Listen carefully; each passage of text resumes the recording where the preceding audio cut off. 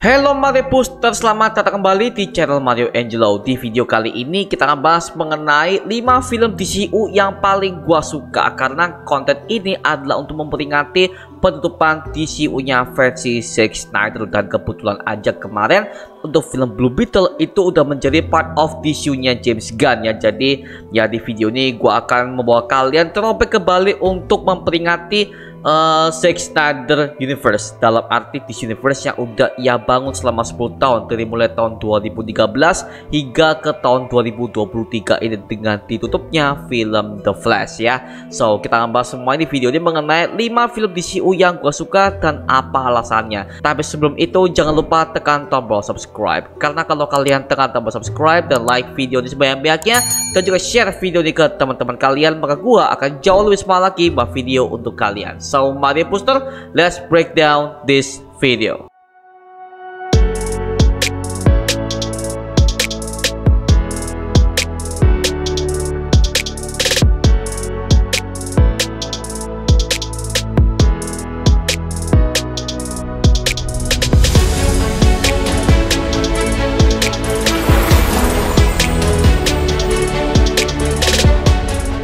Oke, kalau kita udah ngomongin soal DCU ya, sebenarnya dari era tahun 2013 hingga sekarang itu banyak banget. Cuman karena gua nggak mau terlalu lama-lama ya, jadi gua kasih 5 film DCU ya paling bener-bener gua suka dari penceritaannya, suasananya, feeling juga, temanya juga oke. Ya meskipun ada beberapa kekurangan, tapi menurut gua sebagai fanboy DC, gua sangat-sangat suka banget dengan berbagai macam list yang udah gua persiapkan untuk di video kali ini ya. So, apa aja 5 film DCU yang paling gue suka?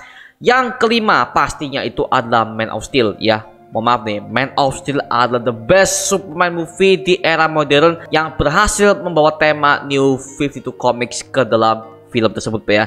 Dan itu gua masih ingat pertama kali ketika gua itu di tahun 2013, gua masih ingat gua tuh masih bocah SMP kelas 1 pak. Dan ketika gua ngeliat itu di bioskop dengan tema Superman yang sangat-sangat dark dan literally wow banget, gua jujur aja kagum banget. Kenapa? Zack Snyder bisa membawa tema Superman jauh dari pakemnya, yang dimana kita tahu kalau Superman ketika dia udah tampil di layar lebar atau layar kaca ataupun di komik, pembawaan dia itu adalah satu Superman yang cerah dan temanya itu adalah super heroik banget, bahkan ceritanya juga yang gak terlalu dark banget ya.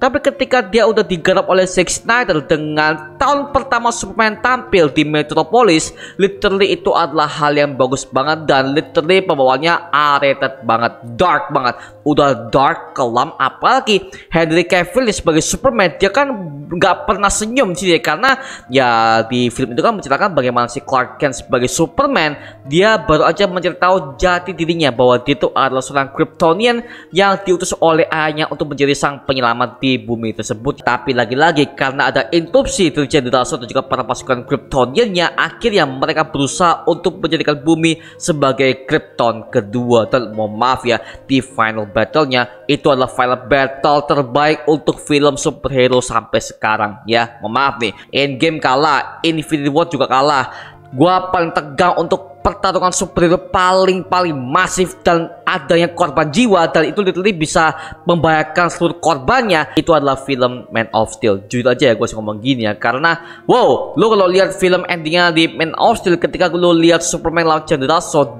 orang aja bisa menyebabkan kehancuran satu kota yang penuh sekali dengan banyak korban jiwa. Banyak banget, semuanya masuk. Dan kita bertahu bahwa ternyata di film The Flash kemarin udah dikonfirm bahwa ada 3 superhero yang datang ke Metropolis untuk menyelamatkan banyak orang. Selain Superman ya, ada si Batman alias Bruce Wayne, yang dimana Bruce Wayne di Metropolis ketika dia di sana, dia berusaha menyelamatkan beberapa karyawannya yang terjebak dalam gedung Wayne Enterprises cabang kota Metropolis. Dan juga ada Barry Allen yang ternyata dia memiliki kekuatan Speed Force-nya, dan dia baru pertama kali mencoba untuk menyelamatkan banyak orang dengan kekuatan dia sebagai seorang speedster. Dan itu udah di-reveal di film The Flash kemarin ya, seperti itu. Makanya film Man of Steel itu dengan aspek yang dibuat oleh Zack Snyder itu sebagai origin Superman yang paling dark, dan juga konsekuensinya ketika dia menjadi superhero itu ada korban jiwa dan literally semuanya politik. Makanya gue tempatkan Man of Steel di list nomor 5 kali ini seperti itu. Makanya gue bisa menempatkan si Henry Cavill sukses menjadi Superman seperti itu. Makanya wow, itu adalah film Superman paling dewasa yang pernah gue lihat sih, seperti sih.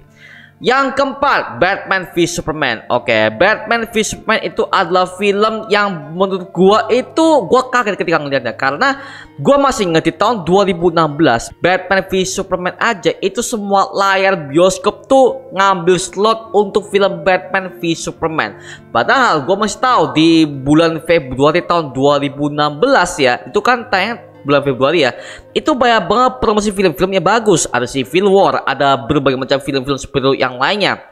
Tapi entah kenapa layar-layar itu mereka tuh menangkap untuk film Batman v Superman. Dan gue masih ingat di Surabaya itu 4 layar itu Batman v Superman semua. Gue masih ingat tuh 4 studio.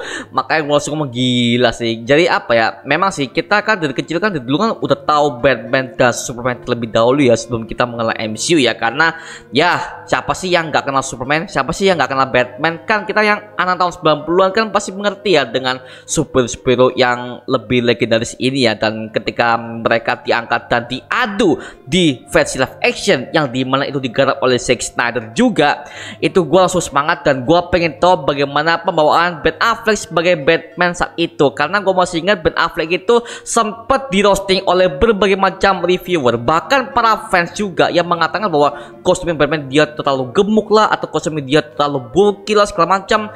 Well, tapi itu semuanya telah dibayar habis oleh Zack Snyder di film itu, jadi mana yaitu kita akhirnya bisa melihat Batman versi Ben Affleck yang bertarungnya sangat badass dan juga sangat komik akurat dengan formula New 52. Karena gue masih ingat pertarungan paling epic sampai sekarang adalah warehouse scene. Kalau kalian masih ingat di Batman v Superman Dawn of Justice, ketika Batman berusaha menyelamatkan ibunya Clark Kent yang ditahan oleh Anatoly Kenanjev. Itu adalah seorang mafia Rusia yang dibayar oleh Lex Luthor untuk menjadi anak buahnya. Tapi sayangnya di bioskop untuk versi theatrical cut-nya Batman v Superman itu banyak banget adegan yang di-cut. Bahkan gue kesel banget ada beberapa adegan psikologis Clark Kent yang dimana dia tuh ketika dia benci sama Batman di versi layar lebarnya, kayak motivasinya itu gak ada. Tiba-tiba itu hanya menilai Batman itu sebagai superhero yang vigilante, dia menyelakai banyak orang. Tapi ketika rilis di director's cut-nya yang dimana itu berupa DVD, gue masih ingat itu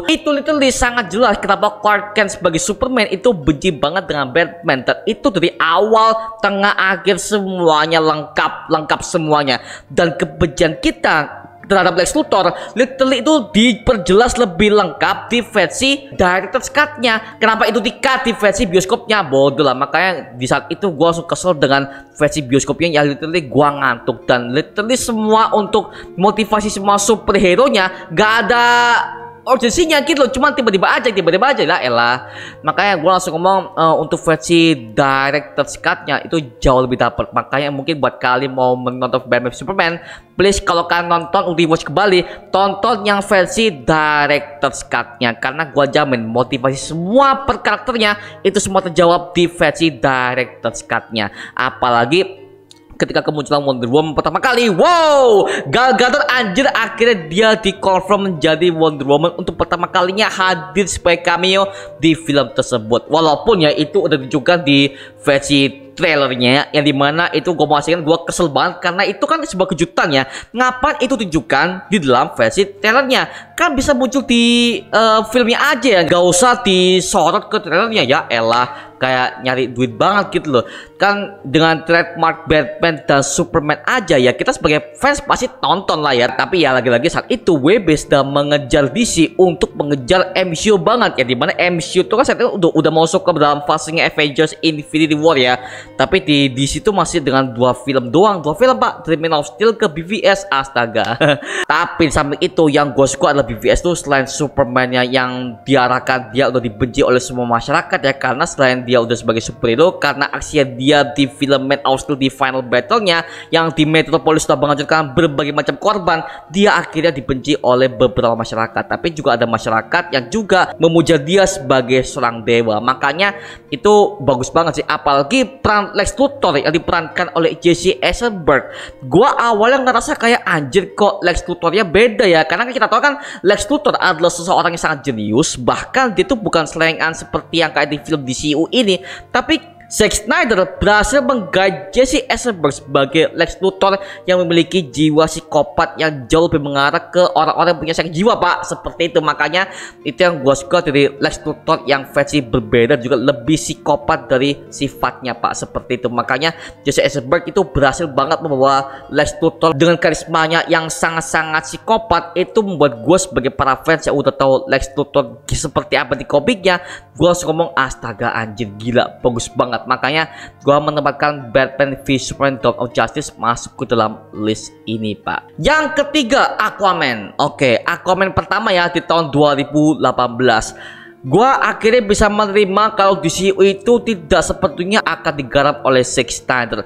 Ternyata ketika gua melihat film DCU akan digarap oleh James Wan, oh my god anjir, gua bisa merasakan bagaimana untuk menjadi seorang pangeran laut yang dimana dia akan memerintah di sana sebagai raja lautan, sebagai the King of Atlantis, yaitu Arthur Curry sebagai Aquaman yang saat itu diperankan oleh Jason Momoa.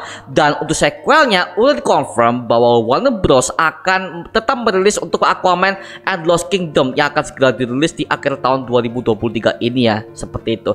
Nah kalau kita tutup dengan film Aquaman pertama, literally gue suka banget dengan berbagai macam tekstur airnya, yang dimana itu airnya sangat jernih banget. Dan ketika mereka para bangsa Atlantis ketika mereka berbicara di laut, literally itu sama banget dengan yang ada dalam versi komik New 52 nya, dimana ketika para bangsa Atlantis ketika mereka lagi berkomunikasi, mereka itu bisa berbicara dalam air Pak. Nah ini beda halnya dan konsep yang digarap oleh Zack Snyder ketika di film Justice League Snyder Cut yang durasinya 4 jam. Ketika mereka lagi berbicara itu mereka membutuhkan sebuah kubah agar supaya mereka bisa berkomunikasi.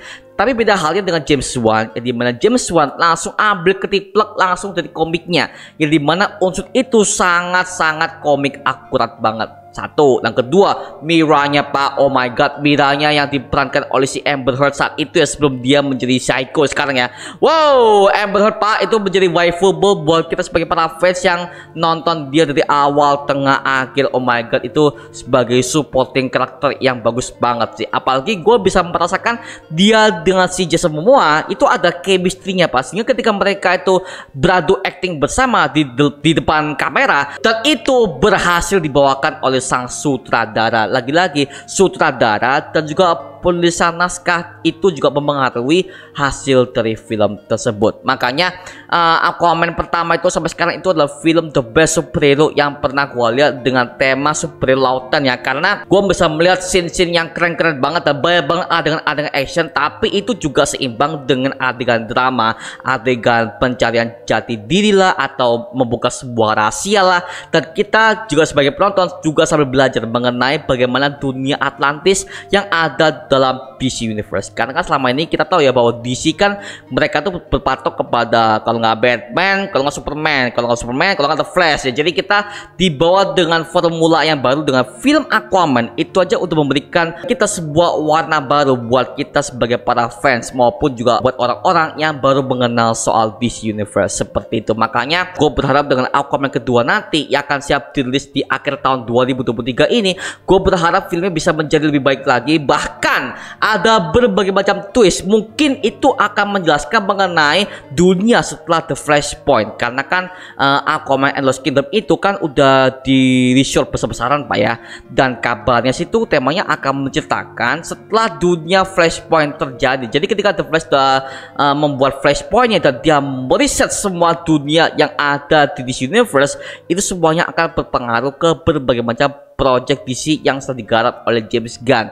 Makanya Aquaman kedua yang sutradaranya sama, yaitu ada si James Wan, gua mengharapkan hasilnya akan jauh lebih baik lagi. Mungkin banyak banget dari kalian yang mengatakan, oh bang, Aquaman kedua kan ada si Amber Heard yang dimana aktrisnya punya kasus ya. Gua bodo amat. Yang gua butuhkan adalah aktrisnya akan berperan sebagai Mira kembali di situ, dan gua pengen tahu bagaimana chemistry dia dan juga bagaimana juga aktingnya dan bagaimana dengan plot kisah yang akan dia terima dalam naskah itu. Itu aja. Kalau udah masalah dengan entertainment segala macam hukum bodo amat. Yang gua mau adalah Amber Heard kembali sebagai Mira untuk melanjutkan peran pentingnya. Seperti itu. Makanya buat kalian yang masih sensi dan menilai sebuah film kalau film itu jelek hanya karena aktornya punya masalah, well, lu gak usah nonton film deh, sumpah. Karena kan lu tujuan nonton film kan hanyalah untuk menonton bagaimana plot ceritanya kan, bagaimana plot ceritanya, bagaimana penyutradaraannya, bagaimana kisahnya, itu kan yang lu tonton, bukan hanya karena lu nonton karena aktrisnya bermasalah segala macam. Well, itu bodo amat, itu kan urusan entertainment ya. Jadi kita sebagai para penonton ya udahlah ya, gua udah nggak peduli dengan hal itu. Jadi ya gua pengen tahu bagaimana Aquaman kedua ini bisa membawa kesuksesan seperti dalam film Aquaman pertama kemarin. Seperti itu. Yang kedua, The Suicide Squad versi James Gunn di tahun 2021 lalu. Ya, itu adalah garapan James Gunn yang bisa dibilang gua ketika ngeliat hasilnya, oh my god, Suicide Squad yang ia bawakan itu jauh lebih military dan juga jauh lebih ke Expendables version ya, yang dimana The Suicide Squad yang udah digarap oleh James Gunn itu sama banget dengan apa yang ada dalam versi komik aslinya. Karena bisa dibilang itulah tim Suicide Squad yang diharapkan oleh para fans seperti itu. Kalau kita bandingkan dengan versi David Ayer yang dimana itu literally kayak agak-agak kurang aja yang gua ngeliat dari David Ayer, bukan karena versi Jokernya dipotong ya, bukan ya, tapi karena dalam segi plotline dan juga villainnya aja, mohon maaf, itu aja udah gak menarik banget buat gua. Tapi ketika gua ngeliat versi James Gunn yang dimana villain juga jelas, bagaimana ancamannya dan juga bagaimana politik yang mereka jalankan di situ, literally itu sangat akurat dengan semesta DC yang ada dalam semesta New 52. Itulah intinya DC.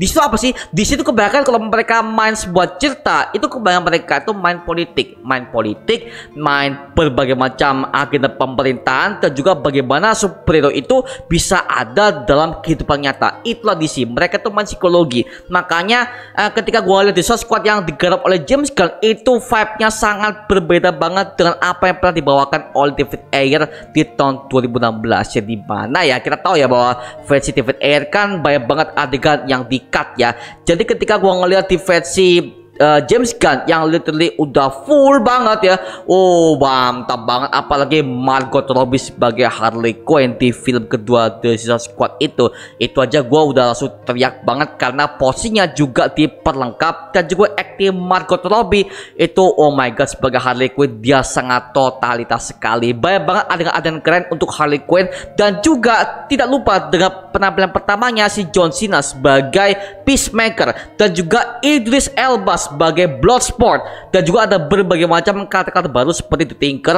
dan juga si Rick Flag yang udah kembali ke dalam film itu, yang dimana semuanya itu adalah kerja sama tim yang sangat bagus banget. Itulah makanya gue bisa merasakan bagaimana mereka tuh saling mengenal satu sama lain dan juga bagaimana mereka itu menciptakan kisah asal usul mereka walaupun hanya singkat, tapi kita sebagai para penonton bisa jauh lebih peduli kepada mereka karena ada chemistry lagi-lagi pak. Makanya The Suicide Squad tahun 2021 yang versi James Gunn itu bagus banget buat gua karena well itu adalah film DC yang dengan tema kocak tapi masih ada dark-darknya. Nah makanya yang gua takutkan saat itu ya, gua pikir James Gunn tuh bakal bikin The Suicide Squad kayak seperti GOTG yang dimana temanya udah penuh jokes, udah penuh dengan berbagai macam tema ceria-ceria yang terlalu overrated. Tapi ternyata untuk The Suicide Squad itu dibebaskan oleh James Gunn tapi masih ada unsur darknya. Jadi tema DC Dark yang sangat-sangat ciri khas banget tuh tidak dihilangkan oleh James Gunn, malah justru dipertahankan dan juga dikombin dengan tema-tema ala-ala jokes yang udah dimiliki oleh James Gunn sebagai penulis naskahnya. Seperti itu pak, makanya gue masukkan The Suicide Squad ini ke dalam list kedua ini. Yang pertama Justice League Snyder Cut. Oke, Justice League Snyder Cut karena mohon maaf ya, dari semua film DCU garapan Zack Snyder dari Man of Steel, BVS segala macam, well, gue harus menempatkan Justice League Snyder Cut ke dalam list nomor 1 ini. Karena apa men? Well, itu film udah 4 jam, dan juga ada berbagai macam adegan-adegan untuk superhero yang udah kita kenal. Itu diceritakan lagi semua asal usulnya, mulai dari Cyborg, The Flash, Wonder Woman, bahkan Aquaman. Mereka itu diceritakan secara singkat, tapi kita sebagai para fans juga peduli dengan setiap karakternya. Jadi semua development superhero itu ada semua, bahkan dengan tema dark yang mereka miliki itu lebih dark ketimbang fansnya Joss Whedon yang kebanyakan hahihinya kayak versi MCU. Pak ya, maaf nih kalau cuma gini nih, karena dengan versi JL yang Joss Whedon gua nggak peduli pak, sumpah itu film apaan tuh.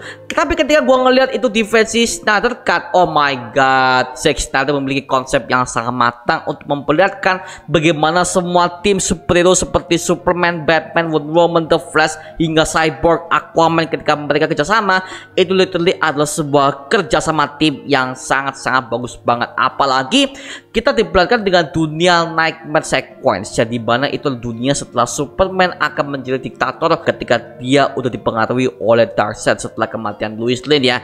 Itu aja kita udah nunggu-nunggu banget, tapi sampai sekarang itu belum ada kejelasan apapun, dan udah dikonfirm bahwa Zack Snyder udah mundur dari project DC dan dia akan mengerjakan berbagai macam project baru seperti Rebel Moon atau ya project yang udah masuk ke OTT lah ya, seperti itu. Tapi ya gua masih bisa paham sih, kita banyak banget fans yang udah mengharapkan DCU itu lebih baik pindah ke Netflix. Sebenarnya bisa, tapi itu akan mengejutkan pasarnya dari Warner Bros, karena lagi-lagi yang punya hak copyrightnya itu ada di pihak Warner Bros, dan sementara Warner Bros udah punya kerjasama dengan HBO Max dan juga HBO Go ya. Jadi kita udah ngeliat kalau masukkan ke Netflix sebenarnya bisa, cuman dari WB-nya mereka belum tentu untuk bisa jual itu ke Netflix. Tapi kalau lanjutkan dari eranya Starverse sampai ke JL 2, JL 3, kayak bisa ya. Cuman dari pihak Zack Snyder-nya kayak dia masih belum ada niat untuk bikin itu lagi ya, karena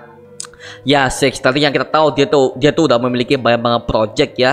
Makanya ya kalau itu akan terjadi, wah gua pasti akan bikin reviewnya, gua pasti akan bikin diskusinya bareng kalian ya, karena itu yang kita harapkan sih. Tapi kalau kita ngomongin soal Zack Snyder Justice League, gua masih ingat itu adalah kampanye dari para fans yang mengharapkan hashtag release the Snyder Cut. Jadi dimana itu adalah hashtag yang udah menjadi trending topik di semua sosial media, terutama di Twitter. Karena gue masih ingat ketika hashtag itu udah rilis, gue masih ingat ada banyak banget kritikus dan juga para fans yang menilai bahwa ini nggak akan berhasil. Lu bayangin tuh, film 4 jam, tapi gue sebagai fans DC, gue merasa film itu hanya cuma 1 jam karena saking serunya, karena semua plotnya dimainkan, dan gue jadi lebih paham kenapa si Victor Stone alias si Cyborg ini menjadi sebroken itu. Kan di sana kan dijelasin bahwa dia udah kehilangan teman-temannya, bahwa dia udah kehilangan ibunya, dan dia makin benci kepada ayahnya si Silas Stone ini, yang ternyata dia hanya peduli kepada anaknya dengan cara menanamkan sebuah teknologi mother box kepada dirinya yang membuat dia menjadi cyborg seperti itu.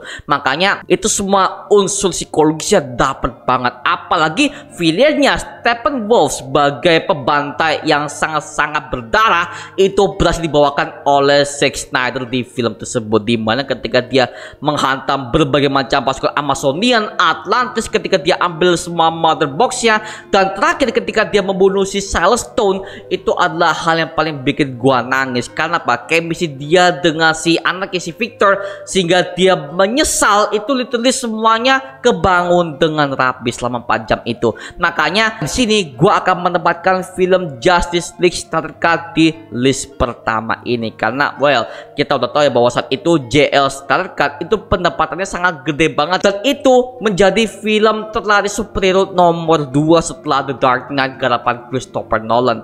Makanya well kalau gua masih ingat masa-masa itu adalah masa-masa kebanggaan kita sebagai para fans yang udah berhasil memberikan sebuah support kepada Zack Snyder dan juga Warner Bros Discovery untuk merilis film Justice League Snyder Cut selama 4 tahun dari tahun 2017 hingga ke tahun 2021. Itu adalah perjuangan para fans yang gak sia-sia banget dan akhirnya terbayarkan dengan Zack Snyder untuk menyenangkan semua para fansnya dan juga para fanboy DC yang udah menunggu-nunggu karya DCU selanjutnya dari beliau ya, seperti itu.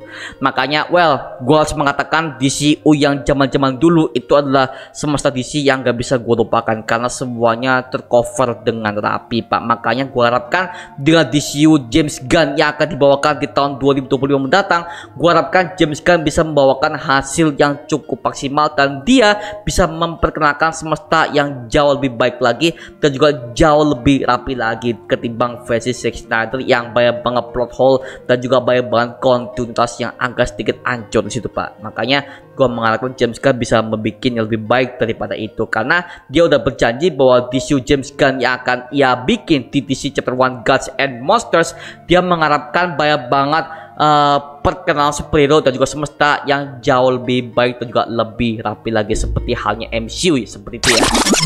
Oke, itu coba mengenai 5 film DCU yang paling gua suka menurut pendapat gua pribadi ya. Nah, sekarang giliran kalian deh. Kalau kalian gimana?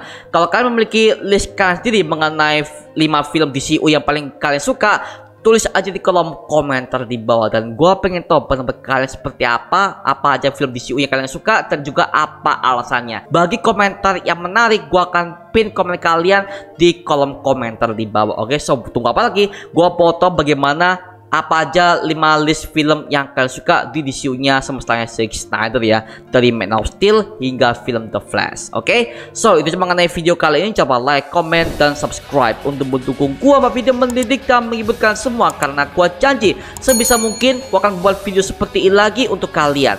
Dan jangan lupa untuk follow semua sosial media kita, Instagram, Twitter, TikTok, bahkan Spotify kita ya. Linknya untuk gua siapkan di kolom deskripsi di bawah, karena di situ kita juga update beberapa konten terbaru buat kalian. Dan kalau kalian ingin join bersama kita di grup komunitas, langsung aja join di grup yang kita namanya Mario Push Official. Linknya untuk siapkan di kolom deskripsi di bawah. Dan juga terima kasih buat kalian yang udah bergabung ke membership community. Nama gue Mario Angelo dan sampai ketemu di video berikutnya. Adios semuanya. Woohoo!